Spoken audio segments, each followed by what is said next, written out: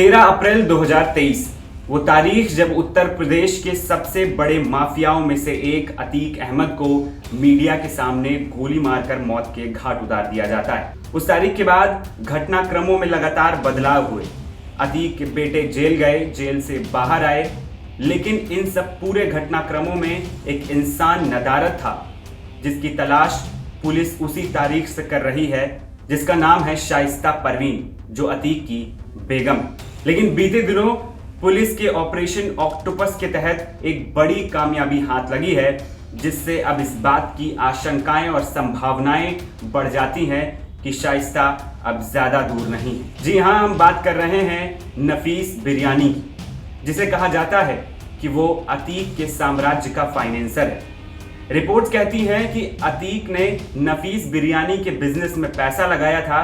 इसके बाद से लगातार अतीक को नफीस बिरयानी फाइनेंस करता हुआ आ रहा है। पुलिस ने नफीस को एक मुठभेड़ में गिरफ्तार किया, उसके पैर में गोली लगी और जब उससे पूछताछ की गई तो कई अहम और बड़े खुलासे हुए।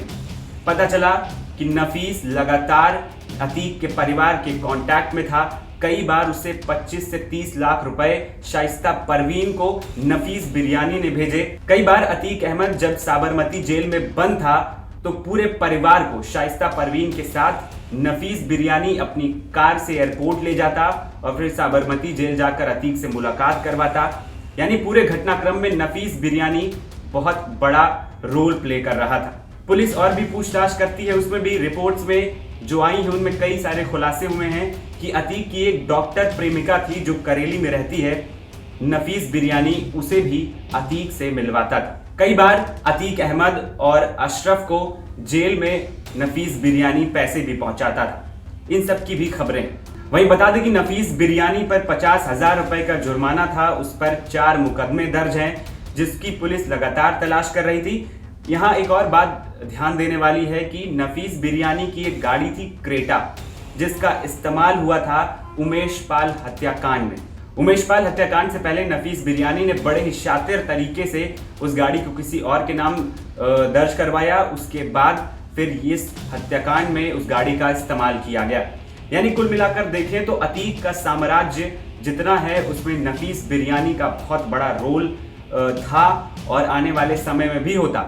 लेकिन पुलिस के वो हाथ लग गया है तो अब अतीक फैमिली के लिए मुश्किलें और बढ़ सकती हैं।